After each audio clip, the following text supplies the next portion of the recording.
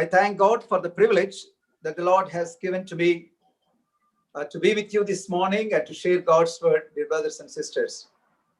ప్రియ సహోదరి సహోదరులారా, ఈ ఉదయ కాలాన దేవుని యొక్క వాక్యం మీతో కూడా పంచుకోగలిగే ఆధిక్యతను దేవుడు నాకు ఇచ్చినందుకు నేను ఎంతో కృతజ్ఞుడు. If I remember it well, this is the third time that I'm sharing God's word to the people in Emmanuel House of Worship. నాకు సరిగా నా జ్ఞాపక శక్తి సరిగా ఉంటే మరి ఇమాన్యుయల్ హౌస్ ఆఫ్ వర్షిప్ లో ఉన్న విశ్వాసులకు మూడవసారి నేను దేవుని యొక్క వాక్యాన్ని పంచుకుంటూ ఉన్నాను.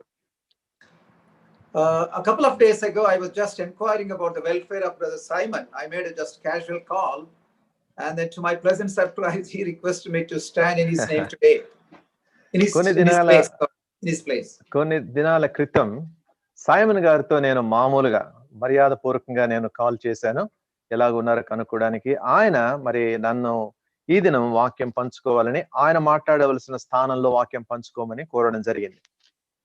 Then I asked him to take the permission from the elders of Emmanuel House of Worship.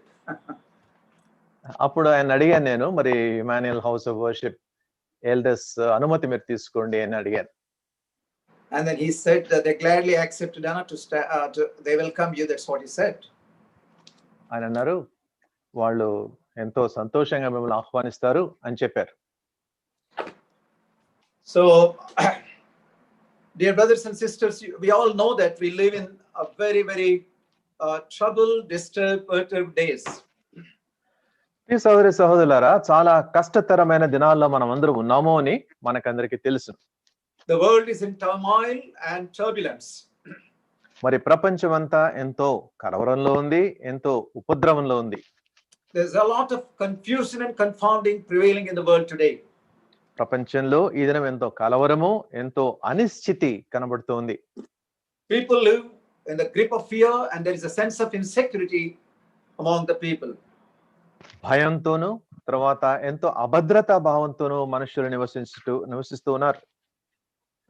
And as scientists, doctors, intellectuals, they have no clue as to what to do in this crisis.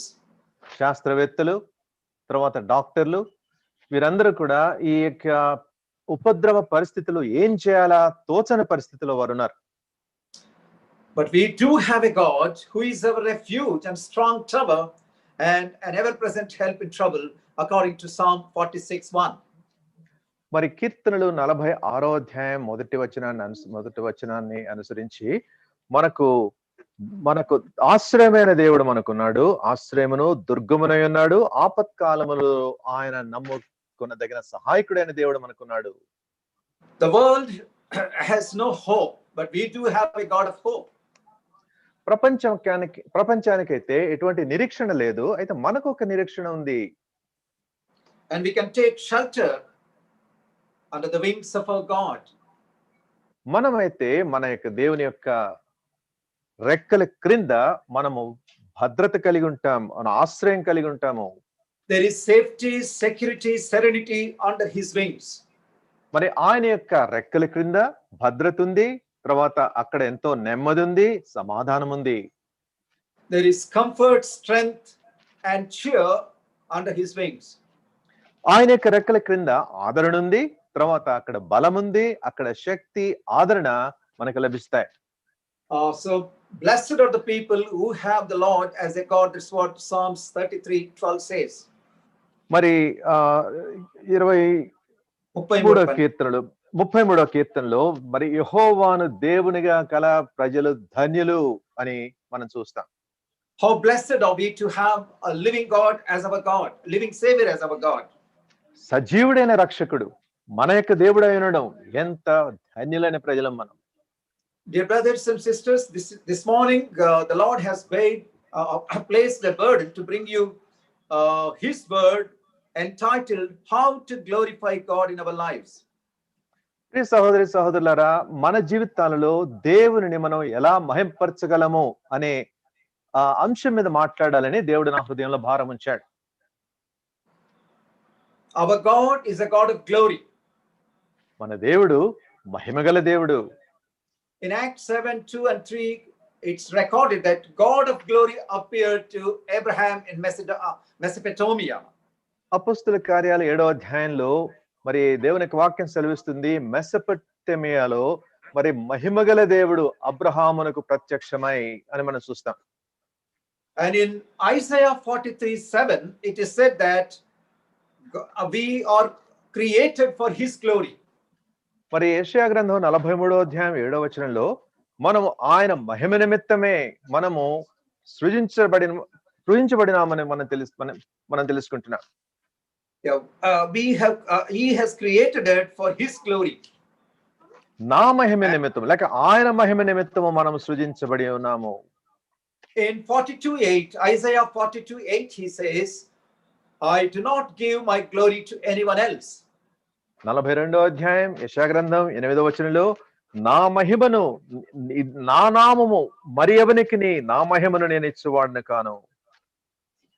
So nobody can deprive God of his glory. ఎవరు కూడా మన ప్రభు యొక్క మహిమను తొలగించలేరు. And more so as his children, we are commanded not to deprive God of his glory. మరి అంతకంటే అధికంగా ఆయన బిడ్డలంగా మనం కూడా మనకు దేవుడిచ్చిన మహిమను ఎవరు తీసుకోలేరు. We should learn more and more and more to attribute all glory and honor to his name. ఆయన యొక్క నామానికి సమస్త మహిమ, ఆర్భాటము, ఘనత చెల్లించవలసిన బాధ్యత, అవసరత మన మీద ఉంది. Adam and Eve in the beginning they were given the glory, the presence of God abundantly. ఆదాము హవ్వలు ఆరంభంలో ఎంతో అత్యధికమైన రీతిలో దేవుని యొక్క మహిమను వారికి అనుగ్రహించబడింది. But they deliberately rebelled against God and sinned against God and lost the glory of God. అయితే వాళ్ళు ఇష్టపూర్వకంగా లేక ప్రయత్నపూర్వకంగానే వారు పాపం చేసి దేవుడు అనుగ్రహించే ఆ మహిమను కోల్పోవడం జరిగింది. As their offspring, we have inherited the same nature, and Bible says in Romans 3:23, all have sinned and come short of the glory of God. వారి యొక్క సంతానంగా మనం కూడా అదే నేచర్, అదే స్వభావాన్ని మనం సంతరించుకుని రోమాపత్రిక 3వ అధ్యాయం 23వ వచనంలో మనం చదివేటట్లు అందరూ పాపం చేసి దేవుడు అనుగ్రహించే మహిమను పొందలేకపోతున్నారు. So we lost his glory. మనం ఆయన మహిమను కోల్పోయాం. One of the greatest poets in English literature, John Milton, wrote two classics, two great books. English సారస్వతంలో ఒక గొప్ప కవీశ్వరుడు జాన్ మిల్టన్ ఆయన 2 ఉద్గ్రంథాలను రచించడం జరిగింది. Paradise Lost one and Paradise Regained the second one. కోల్పోయిన పరదైసు, తర్వాత తిరిగి సంపాదించుకున్న పరదైసు అని 2 ఉద్గ్రంథాలు. So when we lost the glory of God and we were heading for the hell, God was so gracious.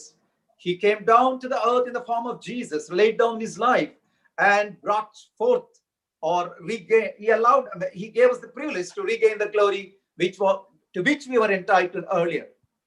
దేవుని యొక్క మహిమను మనం కోల్పోయి నరక మార్గంలో మనం ప్రవేశిస్తూ ఉన్నప్పుడు తన కృప ద్వారా యేసుక్రీస్తు ప్రభువును దేవుడు పంపించి ఈ లోకానికి ఆయన అర్పించిన తన ప్రాణం ద్వారా మనము కోల్పోయిన ఆ యొక్క ఆధిక్యతను తిరిగి సంపాదించుకుని ఆయన యొక్క మార్గంలో ఉండడానికి దేవుడు వీలు కల్పించాడు. So now we are entitled to his glory. మనం ఎప్పుడైతే ఆయన యొక్క మహిమను పొందడానికి దేవుడు అర్హతనిచ్చాడు. And as 1 Peter 1:3 says, we are entitled to eternal inheritance which does not perish. That's what he says. మొదటి పేతురు 1వ అధ్యాయం 3వ వచనంలో మనం చూస్తే అక్షయమైనది, నిర్మలమైనది అటువంటి మహిమ, అది వాడబారదు, అటువంటి మహిమను దేవుడు మనకు అనుగ్రహించినాడు అని చూస్తున్నాం. How blessed and how honored are we to have that wonderful inheritance. అటువంటి స్వాస్థ్యాన్ని, అద్భుతమైన స్వాస్థ్యం, ధన్యకరమైన స్వాస్థ్యాన్ని మనం పొందడానికి ఎంత ధన్యులైన ప్రజలం మనం. So God desires and demands that we should lead a life which brings glory to him. కనుక మన జీవితాలు ఆయనకు మహిమ తెచ్చేది విధంగా ఉండాలని దేవుడు ఎంతగానో కోరుకుంటూ ఉన్నాడు. I would like to show you another verse from the New Testament, 1 Corinthians 10th chapter 31st verse. 1 Corinthians 10th chapter verse 31. క్రొత్త నిబంధన నుంచి మరి ఒక వచనాన్ని మీ గమనానికి తేవాలని కోరుతూ ఉన్నాను. 1 కొరింథీ 10వ అధ్యాయం 31వ వచనం. It is recorded here, whether you eat or drink or whatever you do it all for the glory of God. ఇక్కడ కాబట్టి మీరు భోజనము చేసినను పానము చేసినను మీరేమి చేసినను సమస్తమును దేవుని మహిమ కొరకు చేయుడి.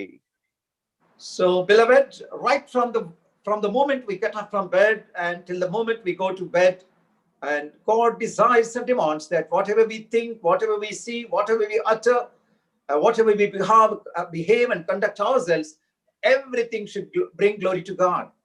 కనుక ప్రియులారా, మనం దినం ఆరంభించినది మొదలుకొని తర్వాత దినం మన పడకకు చేరుకునే వరకు మనం మాట్లాడేది, మనం చూసేది, మనం తలంచేది, మనం ఆలోచించేది ఇవన్నీ కూడా దేవుని యొక్క మహిమార్థమై లేక వాటన్నిటి ద్వారా దేవునికి మహిమ కలగాలని దేవుని సంకల్పమై ఉంది. Shall we just try to see the sevenfold ways how we can glorify God? ఏడంతలుగా మనం ఏ విధంగా దేవునిని మహింపరచగలమనేది ఏడంతల అంశాలను మనం చూద్దాం. Number 1, he who sacrifices thank offering to God honors him. Psalm 50:23. Psalm 50:23. There God says, కీర్తనలు 50వ అధ్యాయం 23వ వచనం. మరి he who brings an offering of praise and thanksgiving honors and glorifies me. That's what God says. 23వ వచనం 50వ అధ్యాయం కీర్తనలు. స్తుతి యాగం అర్పించువాడు నన్ను మహిమపరచుచున్నాడు, నేను వానికి దేవుని రక్షణ కనబరుచున్నట్లు వాడు మార్గము సిద్ధపరచుకొనెను. Great is the Lord and greatly to be praised. He needs to be praised greatly. That's what word of God says. మరి దేవుని యొక్క వాక్యం సెలవిస్తుంది, మహోన్నతుడైన దేవుడు, ఆయన యొక్క నామము ఉన్నతముగా చేయబడవలసి ఉంది. And his name is to be praised greatly. మరి ఆయన యొక్క నామం స్తుతించబడాలి, స్తుతికి యోగ్యమైన నామం అది. Our God is worthy of all adoration, praise and thanksgiving. సమస్త స్తుతికి, ఆరాధనకు, సమస్త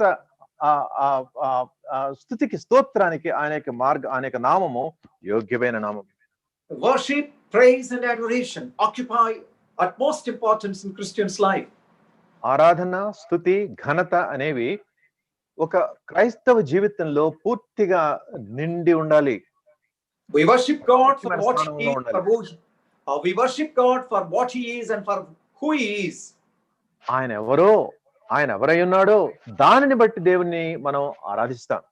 We should remember his nature, character, personality and attributes and fall prostrate at his feet and worship and glorify him. ఆయన యొక్క స్వభావాన్ని, ఆయన యొక్క గుణ లక్షణాలను, ఆయన యొక్క గుణాలను మనం ధ్యానించుకుంటూ సాగిలపడి ఆయన యొక్క సన్నిధిలో, ఆయన సముఖంలో మనం స్తుతించి ఆయనను ఆరాధిస్తాం. Falling prostrate signifies humility, humbling ourselves and upholding or exalting God, magnifying God. సాగిలపడి ఆయనను ఆరాధించడంలో మనం మనలో ఉన్న ఆ యొక్క దీనత్వం అనే గుణాన్ని ప్రదర్శిస్తూ ఉన్నాం. ఆ విధంగా దేవుని మనం ఘనపరుస్తాం. So the three aspects of the Christian life: worship, praise and thanksgiving. We have seen worship, and now let's try to understand what praise is all about. We praise God for what he did to us in the cross, in Christ. ఆరాధన, స్తుతి, కృతజ్ఞత ఇవన్నీ కూడా ఒక విశ్వాస జీవితంలో అంతర్భాగంగా ఉండాలి. స్తుతి అంటే యేసుక్రీస్తు ప్రభువు వారు శిలువపై మన కొరకై ఏమి చేసి ఉన్నాడో దానిని బట్టి మనం ఆయనకు మనం స్తుతి చెల్లిస్తాం. For all the spiritual blessings that emanated from the cross. శిలువపై నుండి మనకు లభించిన ఆత్మీయ ఆశీర్వాదాలన్నిటిని బట్టి మనం ఆయనకు స్తుతి చెల్లిస్తాం. We praise God for the gift of salvation. మనకు అనుగ్రహించబడిన రక్షణ పాత్రను బట్టి, రక్షణ మరి నిత్య జీవాన్ని బట్టి, and for all the heavenly blessings that are spiritual blessings given in heaven according to Ephesians chapter 1 and 7 verses 1 to 7. ఎఫెసీ పత్రిక 1వ అధ్యాయం 1 నుంచి 7 వచనాల్లో మనకు కనబడేలాగా, మనం చూసేలాగా మనకు అనుగ్రహించబడిన పరలోకం నుంచి అనుగ్రహించబడిన సమస్తమైన ఆత్మీయ ఆశీర్వాదాలను బట్టి ఆయనకు మనం స్తుతి చెల్లిస్తాం. We should praise God for the Lord Jesus Christ, for the Holy Spirit, for the Holy Church, for the Holy Word, and the warmth that we have in the fellowship of His saints. యేసుక్రీస్తు ప్రభువారిని బట్టి, పరిశుద్ధ సంఘాన్ని బట్టి, పరిశుద్ధ సహవాసాన్ని బట్టి, ఈ సహవాసంలో మనం కలిగి ఉన్న ఆ యొక్క ఆ దేవుని సన్నిధిని బట్టి ఆయనకు మనం స్తుతి చెల్లిస్తాం. And now we come to the third aspect, thanksgiving. మూడవ అంశానికి మనం వద్దాం ఇప్పుడు, కృతజ్ఞత. 1 Thessalonians 5:18. 1 Thessalonians 5:18. మొదటి తెస్సలోనికి రాసిన పత్రిక 5వ అధ్యాయం 18వ వచనం. In which it's recorded, thank God in everything, no matter what the circumstances may be thankful and give thanks to Him. That's what it says. 5వ అధ్యాయం 16వ వచనంలో ఉంది తెలుగులో, ప్రతి విషయమునందును కృతజ్ఞతాస్తుతులు చెల్లించుడి. ఇలాగ చేయట అది యుక్తం. అంటే ఏది జరిగిన పరిస్థితులు ఎలాగున్నా కూడా ప్రతి దానిలో దేవునికి కృతజ్ఞతలు చెల్లించవలసిన అవసరత, బాధ్యత మన మీద ఉంది. Dear brothers and sisters, look into the verse carefully and listen carefully. ప్రియ సహోదరి సహోదరులారా, దయచేసి ఆ వచనాన్ని జాగ్రత్తగా గమనించండి, జాగ్రత్తగా వినండి. In all circumstances, it means in ups and downs, in pains and pleasures, in sorrows and joys, in ebbs and flows, in adversity and prosperity. సమస్తమైన విషయాలలో అంటే అర్థమేంటంటే మరి ఆ సుఖంలోను దుఃఖంలోను, మరి పరిస్థితులు సరిగ్గా ఉన్నా సరిగ్గా లేకపోయినా, మరి సుఖంగా ఉన్నా సంక్షోభంలో ఉన్నా, వీటన్నిటిలో కూడా దేవునికి మనం కృతజ్ఞత చెల్లించవలసిన అవసరం ఉంది. It's not so easy to do that. మరి అలా చేయడం అంత సులభం కాదు. We sing songs, we try to praise God through singing, but in practical situations, when God allows certain hardships to allow us to pass through hardships, and it's not so easy for us to thank God. మనం మంచిగా పాటలు పాడుతాం, స్తుతిని పాటల్లో మనం వ్యక్తీకరిస్తాం. అయితే కఠిన మార్గాల నుంచి మనం వెళుతూ ఉన్నప్పుడు ఆ పరిస్థితుల్లో స్తుతి చెల్లించడం అనేది అంత సులభమైన విషయం కాదు. Let me show you my testimony to the glory of God. ప్రభువు మహిమార్థమైన ఆ యొక్క సాక్ష్యాన్ని నేను కొంత మీతో పంచుకుంటాను. Way back in 1977, God gave me the first child and took the child within a few hours. 1977వ సంవత్సరంలో దేవుడు నాకు మొదటి సంతానాన్ని అనుగ్రహించాడు. అయితే కొద్ది గంటల్లోనే ఆ సంతానాన్ని ఆయన తీసివేసుకున్నాడు. It was a daughter. She was very pretty, very good in size, and but somehow God had His own plans, and He took the child within a few hours. మరి ఒక పాప చాలా చక్కగా ఉండింది, చాలా అమ్మాయి ఆరోగ్యంగా ఉండింది. అయితే మరి ఆయన యొక్క సంకల్పంలో కొద్ది గంటల్లోనే ఆయన తీసుకొని పోవడం జరిగింది. There was the umbilical cord was around the neck of the child. As the child started moving in the womb of the mother, it got tightened. Ultimately, when she came out, she was gasping for breath. And in those days, 43 years ago, and then there was no oxygen provision there in the hospital at Jetcherla. ఆ బిడ్డ తల్లి గర్భంలో ఉండగా ఆ umbilical card అనేది ఆమె చుట్టుకుని పోయి మరి ఊపిరాడకుండా, ఆ గొంతు చుట్టుకుని పోయి ఊపిరాడకుండా చాలా కష్టపడింది. ఆ బిడ్డ బయటకు వచ్చినప్పుడు ఊపిరి కొరకై చాలా కష్టపడుతూ ఉండింది. ఆ దినాల్లో 43 సంవత్సరాల క్రితం ఆ దినాల్లో ఆక్సిజన్ ఇటువంటి వైద్య సదుపాయాలు అంతగా లేవు. ఆ విధంగా జరిగింది. That's how God took her. ఆ విధంగా దేవుడు ఆమెను తీసుకుని పోయినాడు. As a father, humanly, it was quite excruciatingly painful to me as a human being. మరి ఒక మానవ మాత్రునిగా, ఒక తండ్రిగా మరి ఆ విషయం నాకు చాలా చాలా బాధగా అనిపించింది. But yet, as the one who knows the word of God, and as the Lord spoke to me, I realized that God is the giver, and the giver has every right to take it back. And God gave me the grace to thank Him for taking back the child. దేవుని యొక్క వాక్యం తెలిసిన వాడిని గనుక మరి దేవుడు ఇచ్చిన దానిని ఆయన తీసుకుని పోవడానికి కూడా ఆయన హక్కు ఉంది అని తెలుసుకున్న వాడిని. మరి ఆ విధంగా దేవుడు చేశాడు అని గ్రహించి దానిలో కూడా నేను దేవునికి కృతజ్ఞత చెల్లించగలిగాను. I was really worried about my wife. She had a cesarean operation, and it was quite fresh for her. And I was wondering I should disclose it to her, but I went to her prayerfully, disclosed the matter, and to my utter surprise, she also said, thank the Lord, that's what she said. He has given, he has taken. నా భార్య విషయం నేను చాలా దిగులు పడ్డాను. ఈ యొక్క సంగతి ఆమెకి ఎలా చెప్పాలి అని అనుకుంటూనే నేను వెళ్ళి ఆవిడకు ఈ సంగతి చెప్పినప్పుడు మరి నేను ఆశ్చర్యపోయేలాగా ఆమె కూడా అదే మాట అనింది. దేవుడిచ్చాడు, దేవుడు తీసుకుని పోయినాడు, ఆయన నామానికి మహిమ కలుగునుగాక అని చెప్పింది. So that's how God gave the grace to thank him in that distressing situation. అటువంటి ఉపద్రవకరమైన పరిస్థితుల్లో కూడా దేవునికి కృతజ్ఞత చెల్లించే కృపను దేవుడు నాకు అనుగ్రహించాడు. Let me just give you another example. As I stood firmly for the biblical principles in my personal life, and I was strict as a teacher, and I was loving outside, but strict in the classroom, and many students, particularly ABVP students, turned against me.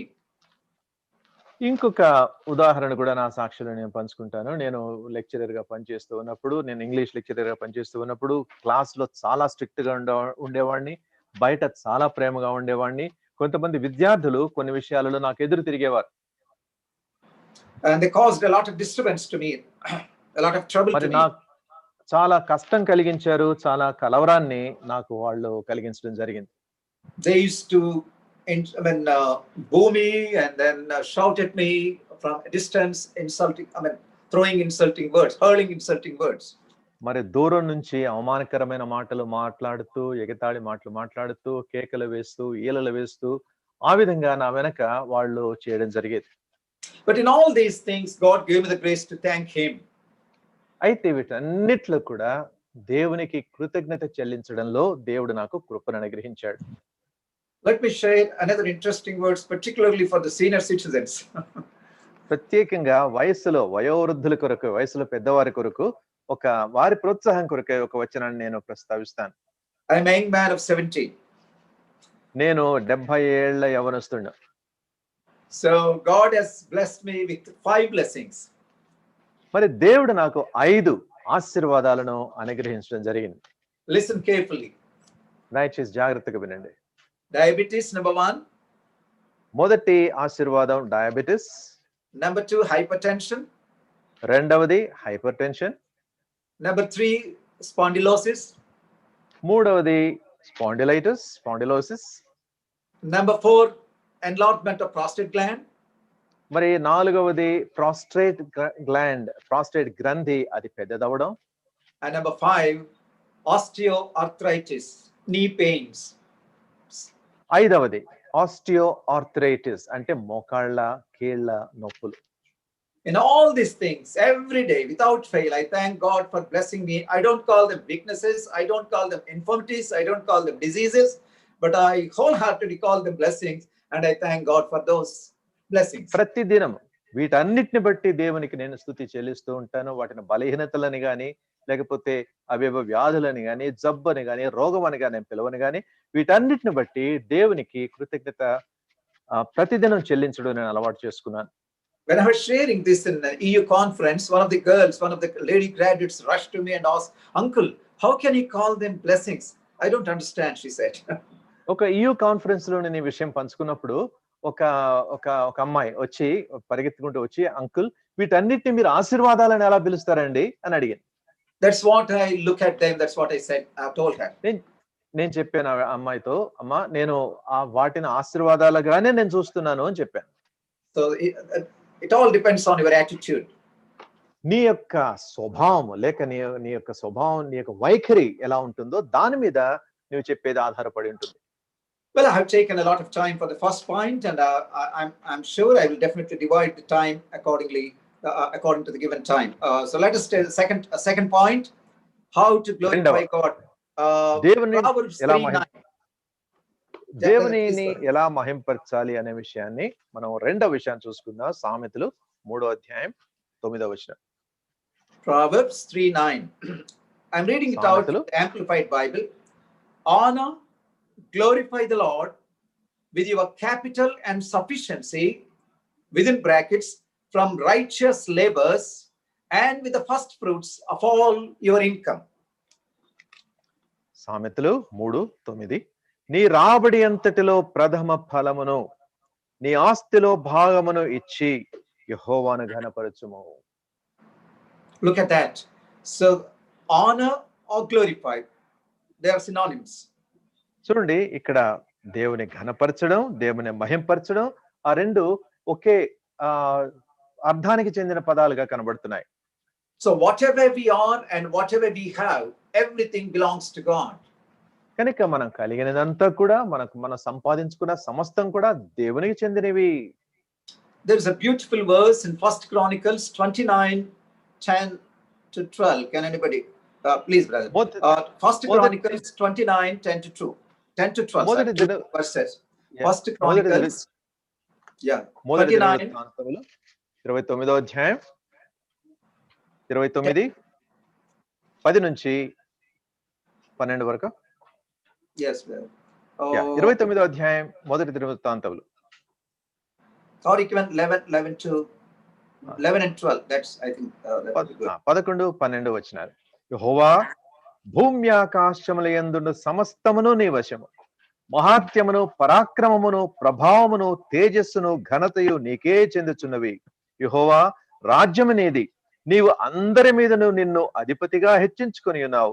ఐశ్వర్యమును, గొప్పతనమును నీ వలన కలుగును. నీవు సమస్తమును ఏలువాడవు. బలమును, పరాక్రమమును నీ దానములు. హెచ్చించువాడవును, అందరికీ బలమిచ్చువాడవును నీవే. What a beautiful, what a meaningful prayer that David prayed. మరి ఎంత అర్థవంతమైన, ఎంతో సుందరమైన ప్రార్థనను దావీదు చేశాడో చూడండి.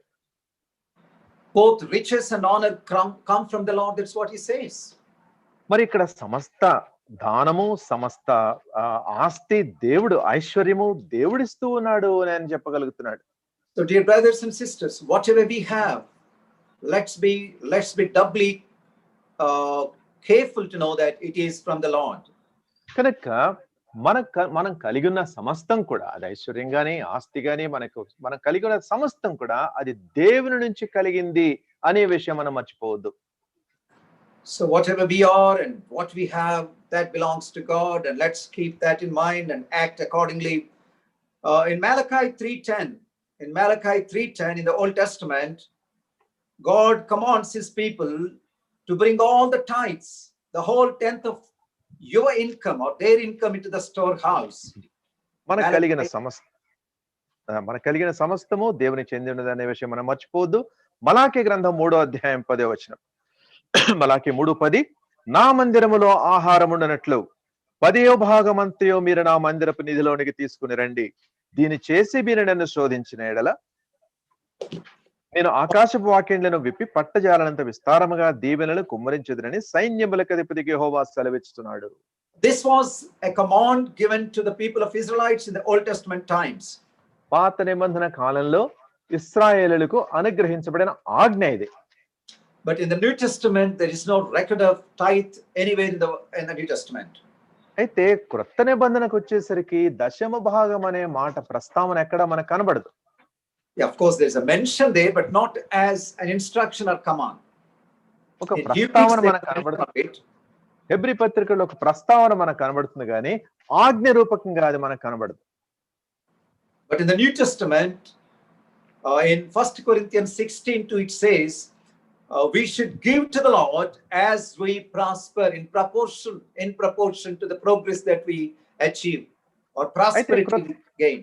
క్రొత్త నిబంధనలో మరి 16వ అధ్యాయం 1 కొరింథీ 2వ వచనంలో మరి మీలో ప్రతివాడును తాను వర్ధిల్లిన కొలది తన యొద్ద కొంత సొమ్ము నిలువ చేయవలెను. Look at the word వర్ధిల్లిన కొలది, as we progress, as we prosper. వర్ధిల్లిన కొలది అనే మాట గమనించండి. So we are expected, we are commanded to give cheerfully, wholeheartedly and liberally to God. సంతోషంగాను, హృదయపూర్వకంగాను, ధారాళంగాను ప్రభువుకు మనం ఇవ్వాలని మనం ఆజ్ఞ పొంది ఉన్నాం. Tithe is the minimum that we are expected to do. మనం చేయవలసిన పనుల్లో మరి దశమ భాగం అనేది అతి స్వల్పమైనది, అతి చిన్నది. If you read 2 Corinthians 8:2-5, we look at we hear the story, the wonderful story of the Macedonian believers, where they gave themselves to the Lord first, and they gave wholeheartedly to the Lord amidst sufferings. amidst ఇక్కడ affliction. 2 కొరింథీ 8వ అధ్యాయంలో మీరు చూస్తే ఇక్కడ మాసిదోనియాలో ఉన్న విశ్వాసులు మరి మొట్టమొదటిగా తమను తాము దేవునికి అప్పగించుకుని తర్వాత హృదయపూర్వకంగా వాళ్ళ పేదరికం మధ్యలో కూడా హృదయపూర్వకంగా దేవునికి ఇవ్వడం మనకు కనబడుతుంది. Yeah, they gave willingly and they gave magnanimously or generously. తర్వాత ఎంతో ధారాళంగాను ఎంతో దాతృత్వంతోను వారు దేవుని యొక్క కార్యానికి వారి యొక్క ఆస్తిని ఇవ్వడం జరిగింది. So dear brothers, let us check our giving. How is our giving? కనుక ప్రియ సహోదరి సహోదరులారా, మన యొక్క ఇవ్వడం అనేది దేవునికి ఇవ్వడం అనేది దాన్ని ఒకసారి పరీక్షించుకుందాం. ఎలాగుంది మన యొక్క దానం? We are all stewards of God-given time, talents and treasures. దేవుడు మనకు అనుగ్రహించిన సమయం గాని, వనరులు గాని, ఆస్తిపాస్తులు గాని వీటన్నిటికీ మనం గృహ నిర్వాహకులుగా మనం ఉన్నాం. So let us check ourselves, how faithful are we? కనుక ఈ విషయంలో మనం ఎంతగా విశ్వాస పాత్రలుగా ఉన్నామో మనం ఒకసారి పరీక్షించుకుందాం. That's number 2. We can glorify God by giving him generously, liberally, cheerfully and wholeheartedly. కనుక మనం హృదయపూర్వకంగాను ఎంతో దాతృత్వంతోనూ ఎంతో ధారాళంగాను మనం ఇవ్వాలని మనం జ్ఞాపకం చేసుకుందాం. 2వ వచనంలో మనం చూస్తాం 8:2. That's how we glorify God. ఆ విధంగా దేవునికి మనం మహిమకరంగా ఉండగలం. And the third point, how we glorify God, let's turn our attention to John 15:8. మరి 3వ విధంగా ఏ విధంగా దేవునికి మనం మహిమ చెల్లించగలిగే వారంగా ఉండాలి అనేది యోహాను సువార్త 15వ అధ్యాయం 8వ వచనం. I read out from Amplified Bible. When you bear, produce much fruit, my Father is honored and glorified. And you show and prove yourselves to be true followers, disciples, imitators of mine. మీరు బహుగా ఫలించుట వలన నా తండ్రి మహింపరచబడును, ఇందువలన మీరు నా శిష్యులగుదురు.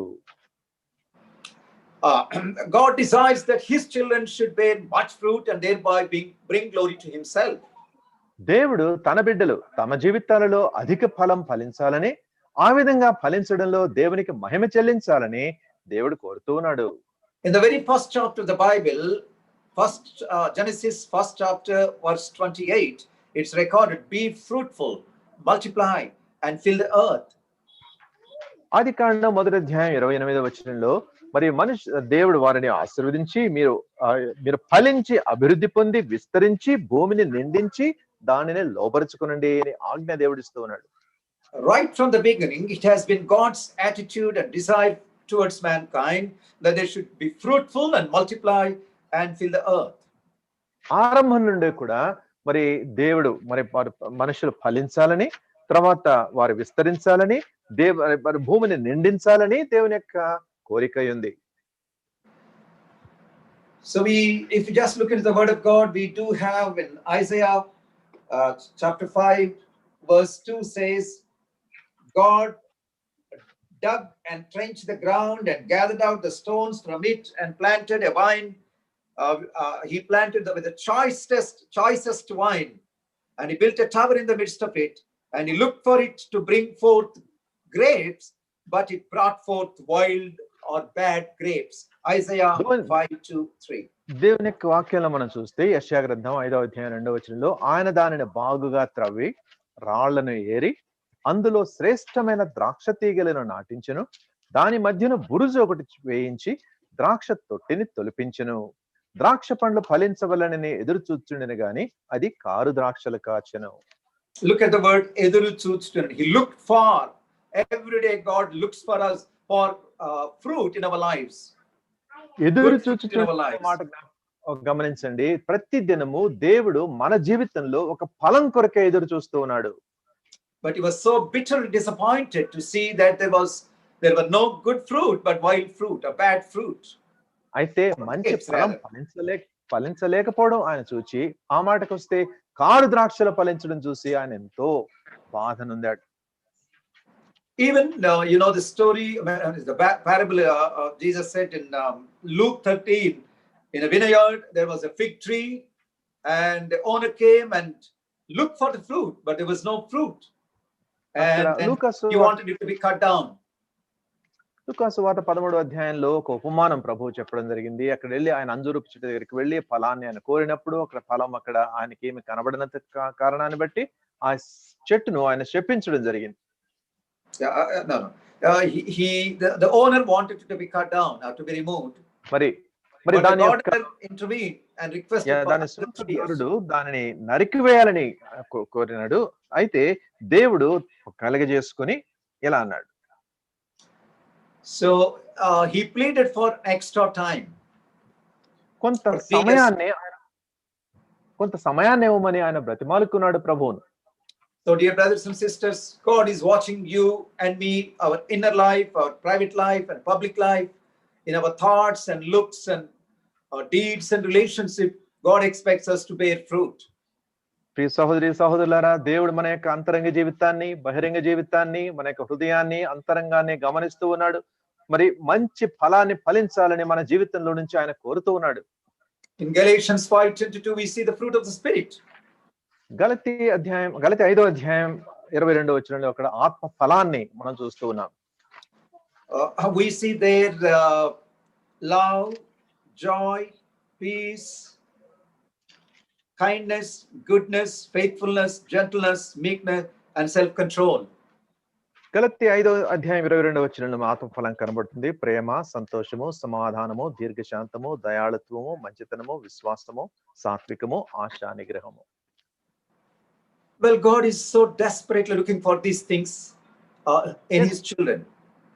తన యొక్క బిడ్డల్లో దేవుడు ఎంతో తీక్షణంగా వీటి కొరకై వెతుకుతూ ఉన్నాడు.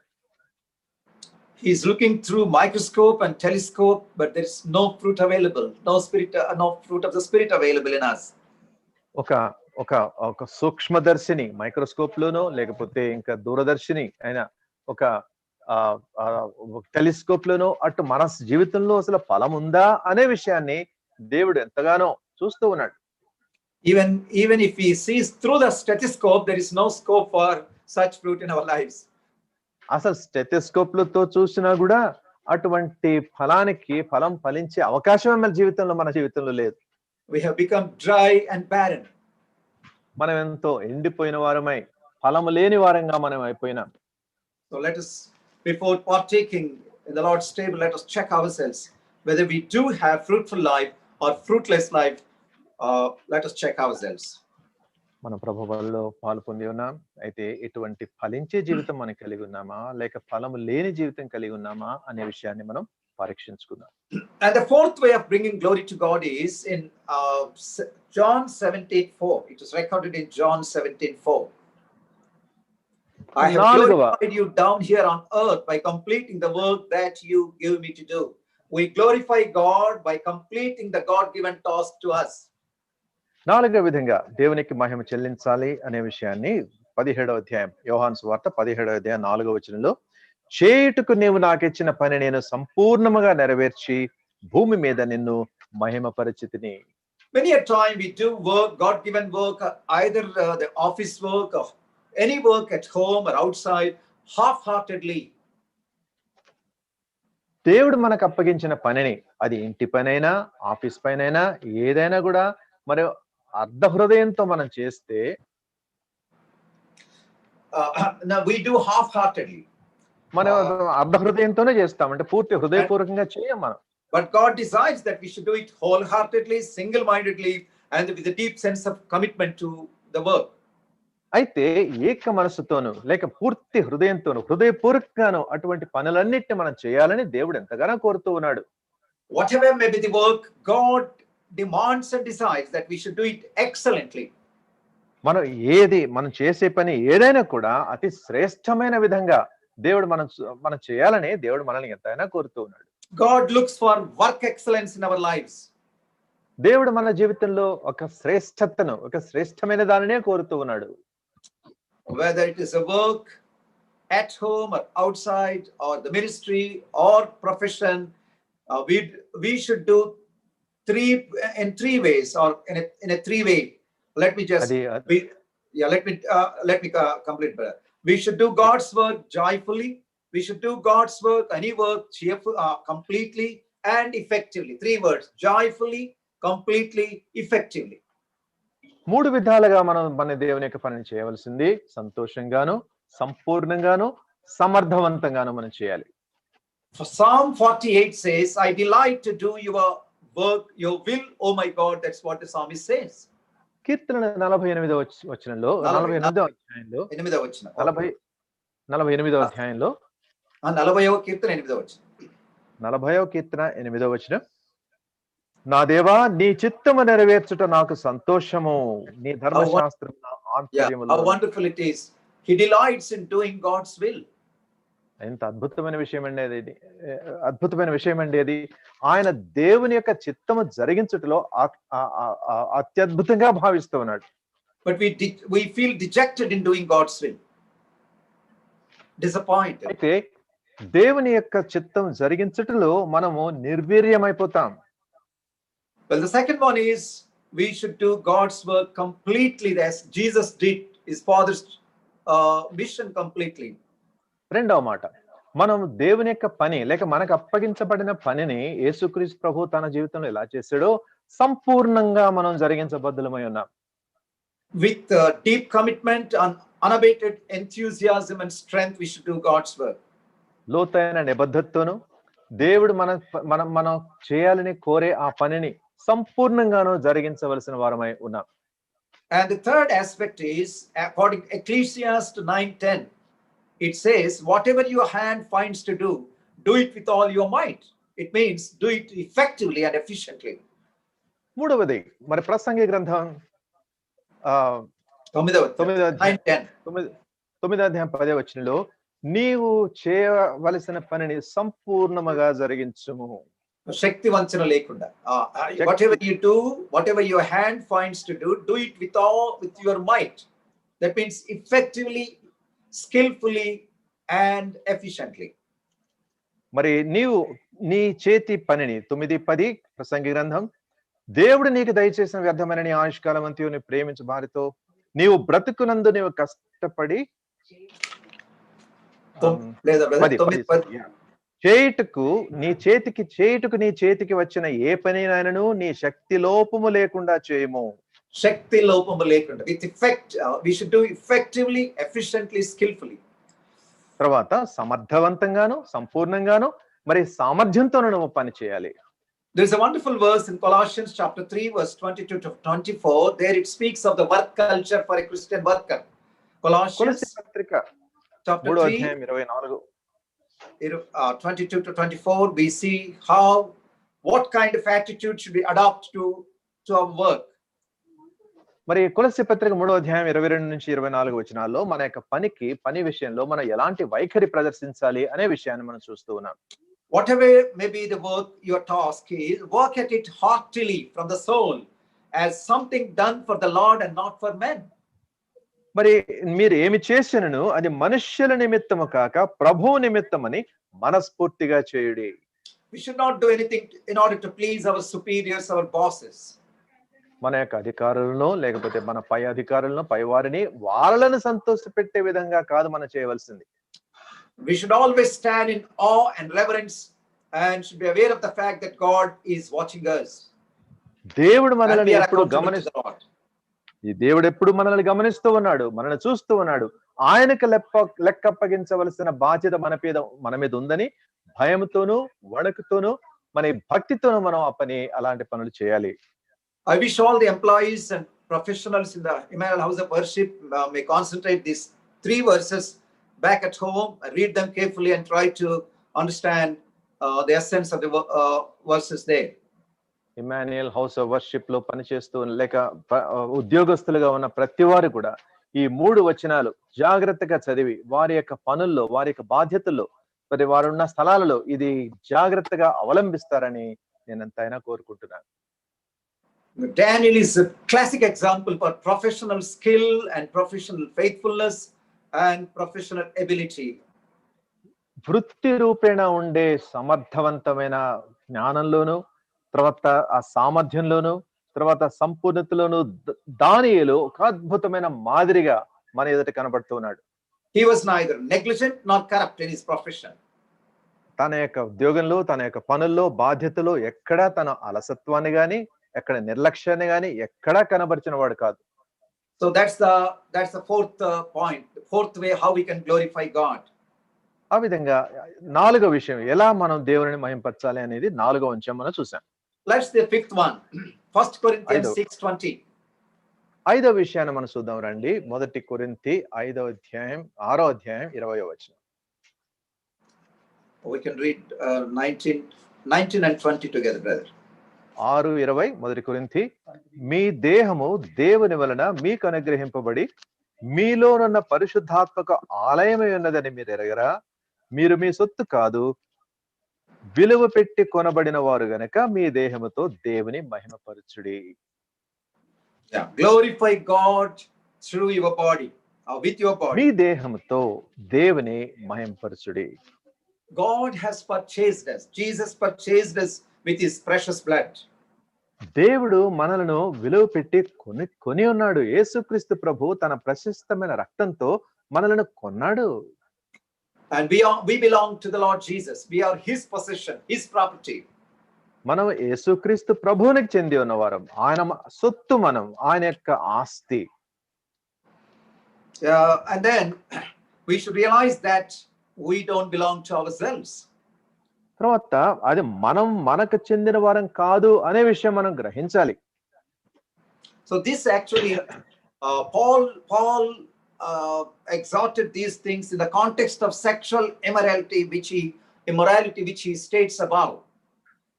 ఇక్కడ ఈ విషయాలన్నీ కూడా పౌలు యొక్క శరీర కార్యాల విషయమే, శరీరం యొక్క అపవిత్రత సందర్భంలో ఆయన యొక్క మాటలు రాస్తూ ఉన్నాడు. So in Romans 6:13, Paul says we should continue to offer our organs of our body to the Lord as instruments of righteousness. మరి 13వ రోమా పత్రిక 6వ అధ్యాయం 13వ వచనంలో మరి పౌలు రాస్తూ ఉన్నాడు, మీ అవయవములను నీతి సాధనములుగా దేవునికి అప్పగించుడి. As instruments of righteousness, not as instruments of wickedness. అవినీతి సాధనాలుగా లేక దుర్నీతి సాధనాలుగా కాకుండా మీ అవయవములను నీతి సాధనములుగా దేవునికి అప్పగించుడి అంటున్నాడు. We should present our organs or parts of our body to the Lord Jesus as instruments of righteousness. మన యొక్క అవయవాలను మరి దేవునికి నీతి సాధనాలుగా మన ప్రభువైన యేసుక్రీస్తుకు మనం అప్పగించవలసిన బాధ్యత మన మీద ఉంది. And we have to offer our whole body as a sacrifice every day on his altar. మన యొక్క పరిపూర్ణ లేక మన సంపూర్ణమైన మన యొక్క శరీరాన్ని ప్రతిదినం కూడా ఆ యొక్క సజీవ యాగంగా ఆ యొక్క బలిపీఠం మీద అర్పించవలసిన అవసరత మనలో ఎంతైనా ఉంది. That's we see in Romans 12:1. అది రోమా పత్రిక 12వ అధ్యాయం 1వ వచనంలో మనం చూస్తాం. I read out from Amplified Bible. Make a decisive dedication of your bodies, presenting your organs, members, and faculties as a living sacrifice, holy and well-pleasing to God. సహోదరులారా, పరిశుద్ధమును దేవునికి అనుకూలమైన సజీవ యాగముగా మీ శరీరములను ఆయనకు సమర్పించుకునుడని దేవుని వాత్సల్యమును బట్టి మిమ్మల్ని బతిమాలుకొనుచున్నాను. ఇట్టి సేవ మీకు యుక్తమైనది. This must be a consistent, constant and continuous exercise on the part of God's children. That it should be a daily exercise. దేవుని యొక్క బిడ్డలైన వారందరూ కూడా వారి యొక్క అనుదిన చర్యగా ఉండాలి. ఇది సంపూర్ణంగా ఎడతెగకుండా మరి పూర్తిగా ప్రతిదినము క్రమంగా జరిగించాలి. We should yield our eyes and ears and tongue, hands, feet and stomach to the Lord every day. మన యొక్క కళ్ళు, మన యొక్క చెవులు, మన యొక్క నోరు, మన యొక్క పాదములు, మన యొక్క పొట్ట, ఇవన్నీ కూడా దేవునికి సజీవ యాగములుగా మనం అప్పగించాలి ప్రతిదినం. Maybe somebody is surprised to hear even the stomach also. కొంతమంది ఆశ్చర్యపోయి ఉంటారు, పొట్టనెట్లా సమర్పిస్తామండి అని అనుకుంటుండొచ్చు. But the Bible says every part of the human body, every organ must be presented to God because everything is a part of the holy sanctuary. Bible సెలవిస్తుంది మన శరీరంలో ప్రతి అవయవం కూడా ప్రతి భాగం కూడా ఆయన యొక్క పరిశుద్ధ స్థలంలో మనం ఆయనకు అర్పణగా మనం అర్పించాలి. So let us check ourselves. Do we have this habit this constant exercise of submitting ourselves or offering our bodies to the Lord as a living sacrifice మనం before we partake of పరీక్షించుకున్నాం. the Lord's table. ఆ బలలో ఇప్పుడే మనం పాలు పొంది ఉన్నాం. మనల్ని మనం పరీక్షించుకున్నాం. మరి పరీక్షించుకుందాం. మరి ఈ విధంగా మన యొక్క జీవితంలో మన యొక్క అవయవాలను దేవుని యొక్క సన్నిధిలో దేవునికి అర్పణలుగా సజీవ యాగాలుగా మనం అర్పిస్తున్నామా లేదా అనే విషయం. Okay. I was under the impression the table is late. Okay. The sixth point is we can glorify God according to Romans 15:6 when there is unity, oneness among ourselves. ఆరవ అంశం రోమా పత్రిక 15వ అధ్యాయం 6వ వచనాన్ని బట్టి తెలుగులో 5వ వచనం అనుకుంటాను సార్. 5-6 కలుస్తున్నాయి తెలుగులో. మీరు ఏకభావము కలవారే ఏకగ్రీవముగా మన ప్రభువైన యేసుక్రీస్తు తండ్రి యగు దేవుని మహిమపరచు నిమిత్తము క్రీస్తు యేసు చిత్త ప్రకారము ఒకరితోనొకడు మనస్సు కలిగిన వారై ఉండునట్లు ఓర్పునకును ఆదరణకును కర్తయగు దేవుడు మీకు అనుగ్రహించునుగాక. When there is oneness of spirit, heart and mind, God's name will be glorified. మరి మన మనస్ఫూర్తిగాను లేక ఆత్మపూర్తిగాను మన దేవుని ఎదుట మనం ఈ విధంగా ఏకభావం కలిగినప్పుడు ఏకగ్రీవంగా ఉన్నప్పుడు దేవుడు మహింపరచబడతాడు. There is a wonderful and excellent unity among the three persons of the Godhead. మరి దైవత్వంలో ఉన్న ముగ్గురు వ్యక్తుల యొక్క అద్భుతమైన ఏకత్వం ఏకగ్రీవంగా ఒక అద్భుతమైన ఏకత్వం వారిలో మనకు కనబడుతుంది. Even in the long prayer that Jesus offered before his crucifixion in the 17th chapter of John's Gospel, he prays that all the people, those who believe in his name, may be united as the Father and Son are united. మరి తాను సిలువకు అప్పగించబడడానికి ముందు తాను చేసిన దీర్ఘమైన ప్రార్థన యోహాను సువార్త 17వ అధ్యాయంలో యేసుక్రీస్తు ప్రభువారి యొక్క ప్రార్థనలో మరి తనకు అప్పగించబడిన వారందరూ కూడా తండ్రి కుమార పరిశుద్ధాత్మలు వారు ఎలాగ ఏకమై ఉన్నారో ఆ విధంగా వారు ఏకమై ఉండాలి అని ఆయన యొక్క ప్రార్థన ఉంటుంది. It's highly deplorable to note these days there is no unity among the churches anywhere, everywhere. అతి దుఃఖకరమైన విషయం ఈ దినాల్లో ఏంటంటే మరి అన్ని చోట్ల ఏ స్థలంలో చూసినా కూడా ఇటువంటి ఏకత్వం ఇటువంటి ఏకగ్రీవత మరి సంఘాల్లో కనబడడం లేదు. There's a lot of bickerings, fightings and moving courts and all these of carnal things are dominating the churches today. వివాదాలు, పోరాటాలు, కోర్టులో వ్యాజ్యాలాడడం, తర్వాత న్యాయస్థానాలకు వెళ్ళడం ఇవన్నీ కూడా సంఘాలలో విస్తారంగా కనబడుతున్నాయి ఈ దినాల్లో. Unity brings glory to God. ఐక్యత అనేది దేవునికి మహిమ చేకూరుస్తుంది. But the disunity brings disgrace to the name of the Lord. అయితే ఐక్యత లేని పరిస్థితి దేవునికి అది అపకీర్తి చెల్లిస్తుంది, అపకీర్తి కలిగిస్తుంది. Unity is strength. మరి ఐక్యమత్యమే బలము. United we stand, divided we fall. ఐక్యంగా నుంచుంటే మనం సరిగ్గా స్థిరంగా నుంచుంటాం, విడిపోతే పడిపోతాం. How pleasant and good it is for the brethren to dwell in unity. That's what the Psalm 133:1 first verse says. కీర్తనల 133వ అధ్యాయం మొదటి వచన సహోదరులు ఐక్యముగా ఉండుట ఎంత మేలు ఎంత మనోహరము. Well, there is no such pleasantness and goodness and fragrance these days. It's all kind of bad odor gushing out from the churches, bringing disgrace to the name of God. ఇటువంటి సువాసన ఇటువంటి మనోహరత్వం సంఘాల్లో ఏదైనా కనబడడం లేదు. మరి వాస్తవ పరిస్థితులు చూస్తూ ఉంటే అది ఒక దుర్గంధం, అంటే దేవునికి అపకీర్తి కలిగించే విధంగా అటువంటి దుర్గంధం వెలువడుతుంది. Ephesians 4:3 says, "Be eager to maintain the unity of the Spirit in the bond of peace." ఎఫెసీ పత్రిక 4వ అధ్యాయం 3వ వచనం. తెలుగులో మొదటి వచనం. మీరు ఎఫెసీ 4:3 4:1గా ఉంటుంది తెలుగులో. 4:1.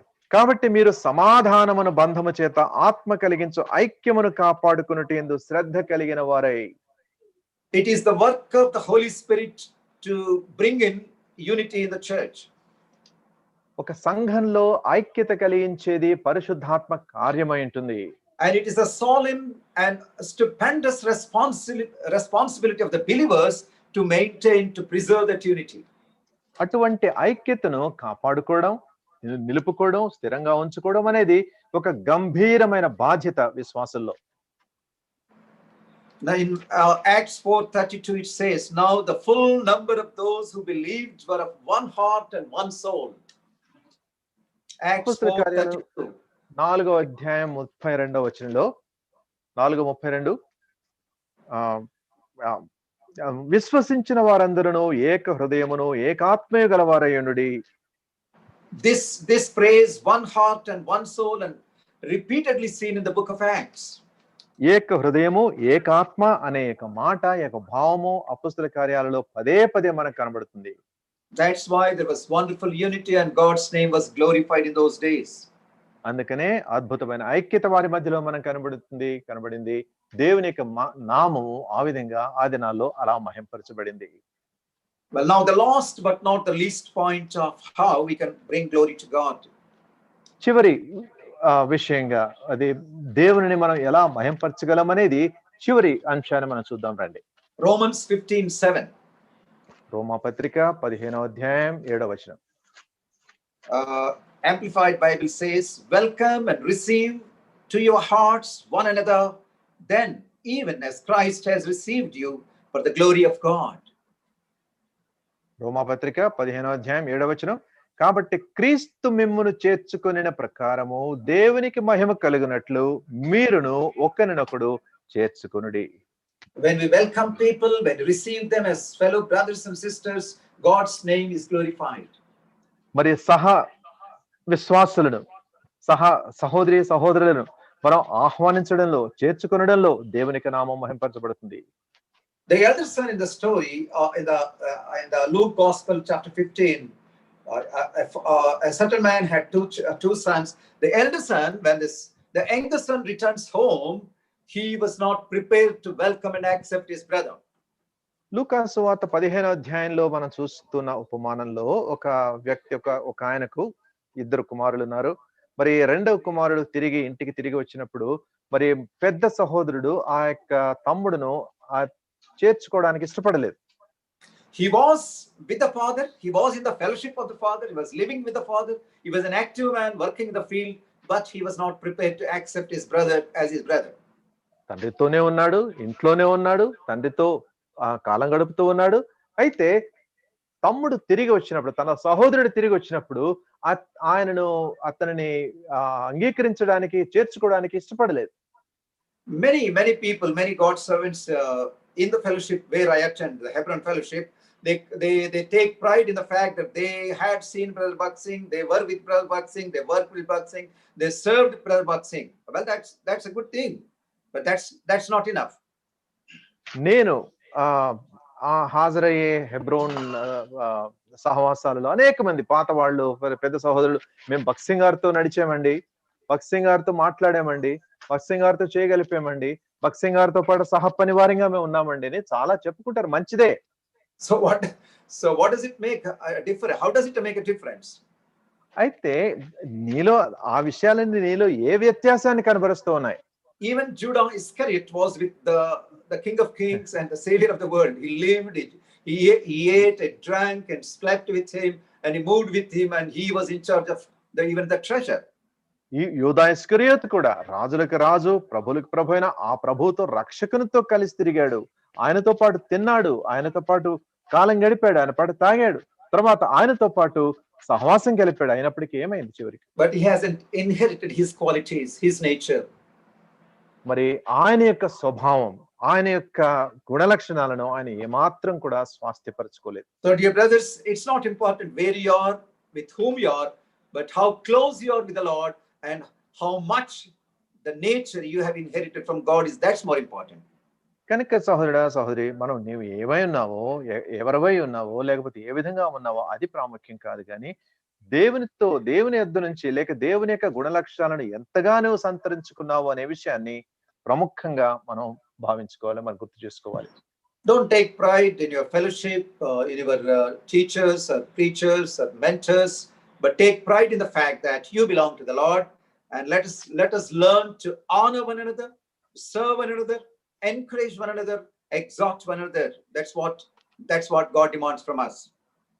మరియు నీవు నీ సహవాసం బట్టి కానీ లేక ఆయా ప్రసంగికులను బట్టి కానీ దేవుని యొక్క సేవకులను బట్టి కానీ వారితో నీవు కలిగి ఉన్న స్నేహాన్ని బట్టి కానీ దాని విషయంలో నీవేమి గొప్ప తీసుకోవద్దు, ఏమి దానిలో ఆశ్చర్యపడవద్దు.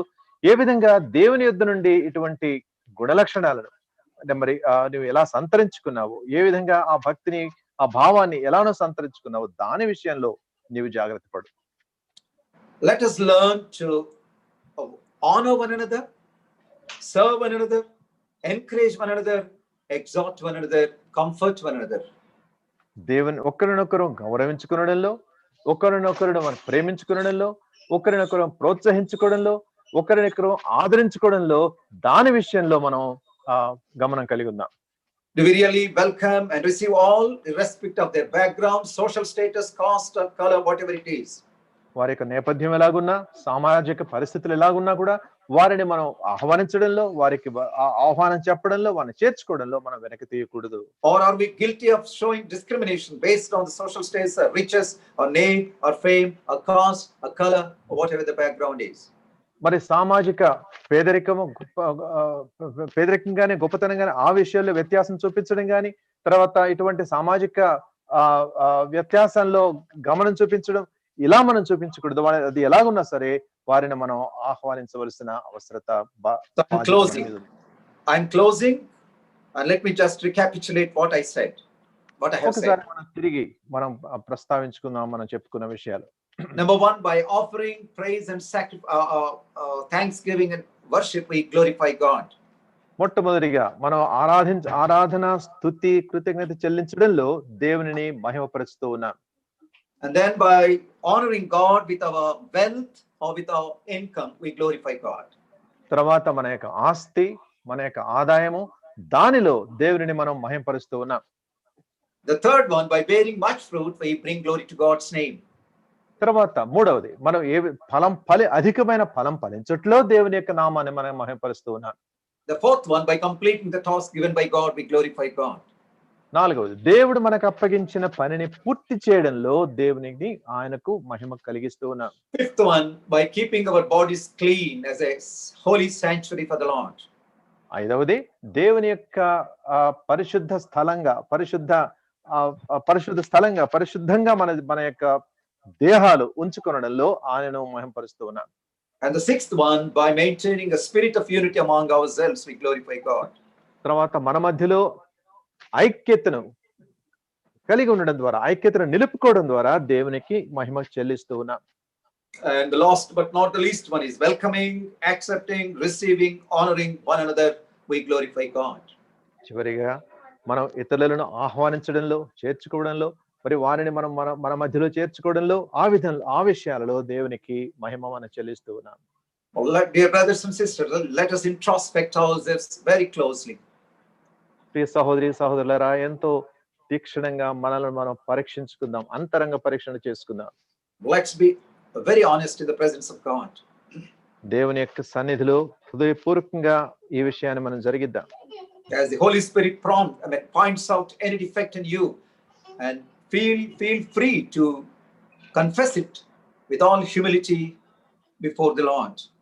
పరిశుద్ధాత్మ దేవుడు ఏదైనా లోపాన్ని నీ కనబరుస్తూ ఉంటే, జ్ఞాపకం చేస్తూ ఉంటే, ఎంతో నేను తగ్గించుకుని ప్రభు యొక్క సన్నిధిలో ఒప్పుకోవడానికి నువ్వు వెనకాడొద్దు. So let's confess our sin and let's be cleansed with the precious blood of the Lord, and let's make a fresh decision to lead a life that brings glory to God. మన పాపాన్ని ఒప్పుకుని, పొరపాటును ఒప్పుకుని, మరి యొక్క నూతన విధంగా ప్రభు యొక్క సన్నిధిలో ఒక తీర్మానం చేసుకుని దేవునికి మహిమ మనం కలిగించాలని మనం కంకణం కట్టుకుందాం, తీర్మానం చేసుకుందాం. May the Holy Spirit of God imprint these words indelibly upon our words and act accordingly to His glory. పరిశుద్ధాత్మ దేవుడు ఈ యొక్క మాటలను తన మహిమార్థమై మన హృదయాలపై ముద్రించునుగాక. Amen. Amen. Well, please close. On behalf of Emmanuel House of Worship, I would like to extend my thanks to Brother A.S. Isaac, who took time to be with us. Thank you, brother. It's been a great blessing. Now I request Brother Matthew to please offer the last prayer and then word of benediction. Brother Matthew.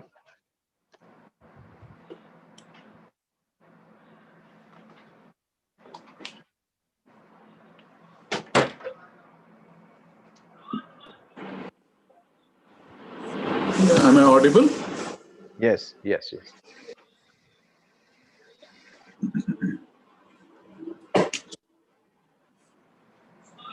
Let us pray.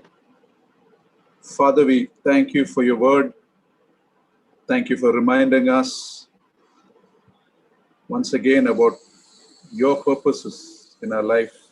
And may we realize, Lord, may we remember that the reason why we are born is to glorify you.